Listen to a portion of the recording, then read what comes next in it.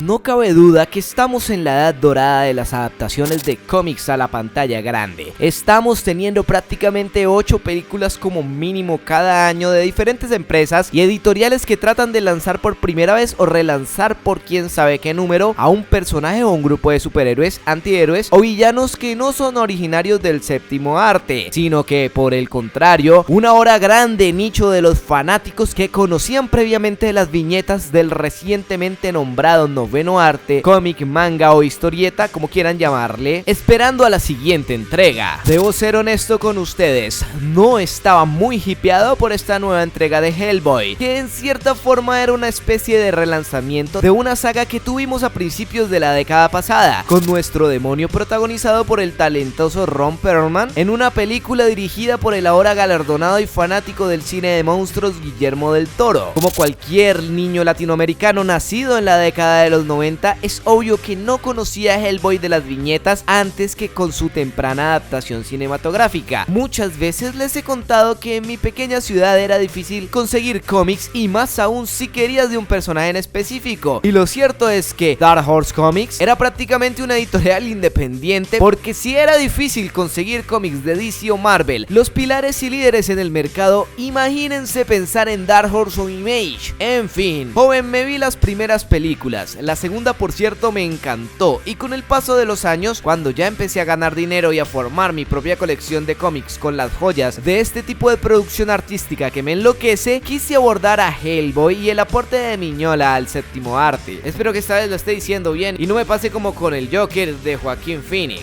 Por cierto, nunca pedí disculpas públicamente, ¿me perdonan? Pero sigo pensando lo mismo que pensaba antes. Ahora tengo un problema grave entre el fanático del cómic que tengo por dentro y el fanático del cine que tengo por dentro con respecto a esta película, pero en fin, todavía no hablemos de Joker. Continuemos con Hellboy. Sabía que era uno de los caballitos de batalla de esa editorial, siendo que la mayoría de sus títulos son continuación de grandes sagas ya consolidadas en la historia del cine, del terror, la ciencia ficción, la acción o cualquier cosa que se les ocurra. Es una editorial bastante peculiar y diferente a las que estamos acostumbrados, pero Hellboy era de esos cómics propios que nació en esa casa y quería acercarme a sus historias. Estoy hablando prácticamente del año pasado. Nací en una época en la que publican más rápido de lo que puedo leer y comprar, por lo que ya hoy en día me dediqué 100% a conocer aquellas obras obligatorias por encima de mantener a la vanguardia. Umbrella Academy la postergué tanto que alcanzaron a hacer una serie live action de Netflix antes de que pudiera conseguir los tomos en físico, para empezar con lo poco que ha aportado Gerard Way al género. En fin, compré un paquete de compilaciones porque no sabía la razón por la que no vendían tomos de pasta dura Holanda que compilaran las historias del demonio antihéroe creado por Mignola. Tenían todas las grandes sagas. Prácticamente me vendieron un paquete con 6 o 7 cómics sueltos dentro de una bolsita y con solo una especie de cartón que nombraba a la saga. Una forma muy extraña de vender historietas de un personaje que ya tiene sus añitos de publicación. Pues vaya sorpresa que me llevé al encontrarme con que, a diferencia de la mayoría de las sagas de personajes famosos en este lado del mundo, en este formato específico, los cómics tenían historias cortas y autoconclusivas en cada una de sus versiones, y cada tomo contenía 2 o 3 de esas características en volúmenes que no superaban las 12 hojas. Así descubrí, por culpa de mi ignorancia frente a este personaje, que las historias de Hellboy eran más parecidos a una antología compilatoria que a una publicación regular o historia cerrada, como generalmente ocurre con los demás personajes de cómics. Y no estamos hablando de cualquier historia X del personaje. Adquirí La mano derecha de la perdición, que es una de las supuestas sagas más recomendadas por la crítica. No me malentiendan, las historias me encantaron y creo que adquirí unas joyas, pero para mí era algo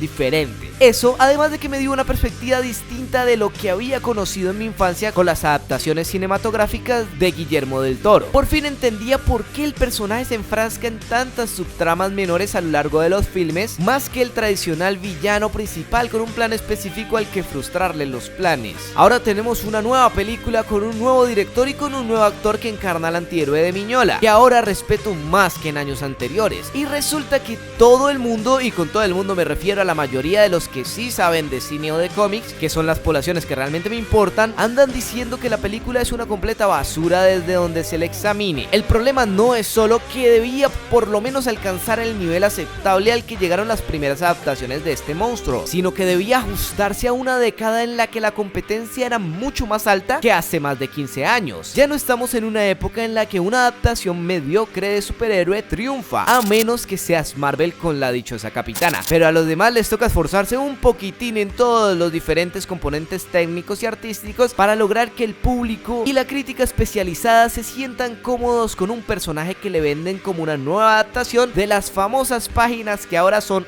oro para las compañías cinematográficas. Hay un problema muy grave que está ocurriendo con esta ansiedad global que se tiene por parte de las empresas para adaptar franquicias de los cómics, porque supuestamente se harán millonarias por cada saga que adapten, y lastimosamente Hellboy cayó en esta trampa para moscas. No soy enemigo de las adaptaciones de cómics a otros formatos, incluyendo películas o series de televisión, o en este caso más contemporáneo, servicios de streaming. El problema es que tanto fans como profesionales de la cinematografía no han entendido que no todos los productos exitosos de las viñetas deben obedecer a las mismas reglas argumentales que aquellos que ya lo han logrado con creces. Y aquí vuelvo a recalcar mi punto de la importancia de la transcripción en una adaptación. A menos de que seas un fan muy joven de los cómics, te habrás dado cuenta que las mejores adaptaciones de personajes de las páginas impresas a la gran pantalla no son aquellas que han sido fieles siquiera en un 50% al material original. Por otro lado, y en contraste, aquellos que se han aferrado a presentar literalmente la viñeta y narrativa de esta en sus películas han quedado en relativo completo ridículo ante las masas. Esto es un fenómeno que va más allá de la visión subjetiva de los gustos, como por ejemplo una frase muy común que van a encontrar en cualquier otaku pendejo: es que Netflix no puede adaptar mangas a live action, cuando lo cierto es que casi nadie en la historia ha podido adaptar personajes o historias de los mangas a ningún producto que involucre pasar de dibujos a personas de la vida real, por la simple naturaleza del formato. Y la naturaleza del formato es algo que sí recalco mucho en la transcripción, aquella esencia que hace que algo sea lo que es. Lo voy a decir más simple: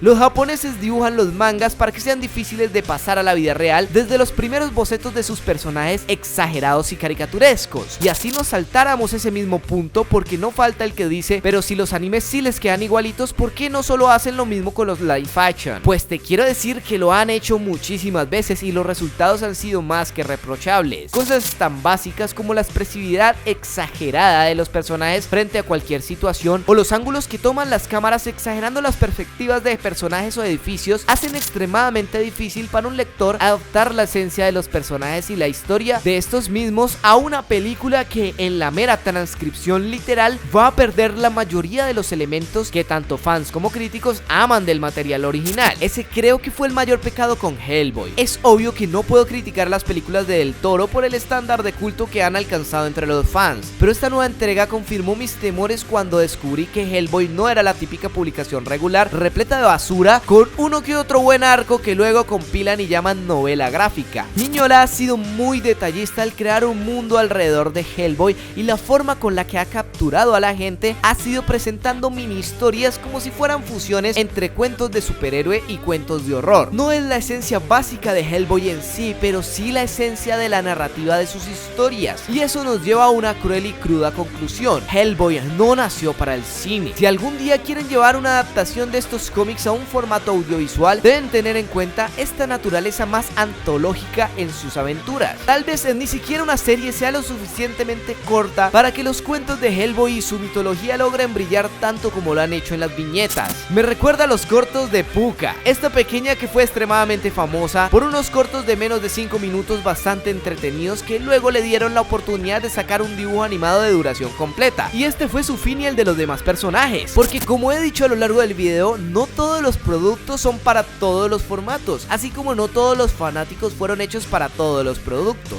Difícilmente existirá una buena película de Hellboy, porque lo interesante de sus historias no es su origen, su desarrollo o su desenlace, son las historias cortas, crueles y perturbadoras que giran en torno a la premisa de que existe una división ocultista en las fuerzas especiales que envía a un demonio consentido, impulsivo y malcriado a resolver los casos paranormales más inverosímiles. Si no puedes hacer hacer un libro compilatorio con estos cuentos atomizados, mucho menos una película. Así que Hollywood deja de intentar deshonrar a este personaje, adoptándolo a un formato para el que no fueron diseñadas sus historias. La asesoría del mismísimo Miñola no es suficiente para las aberraciones que intentas hacer. ¿Qué opinas de la transcripción de los formatos? ¿Cuáles crees que son buenos ejemplos de adaptaciones de la literatura y los cómics a la pantalla grande? Si aún no estás suscrito, este es un canal en el que los cómics son más importantes que las películas, y estas viven para que puedan continuar con su legado y no al contrario. Si te gusta esta idea, suscríbete. Tu amigo Halo se despide, gracias y hasta la próxima.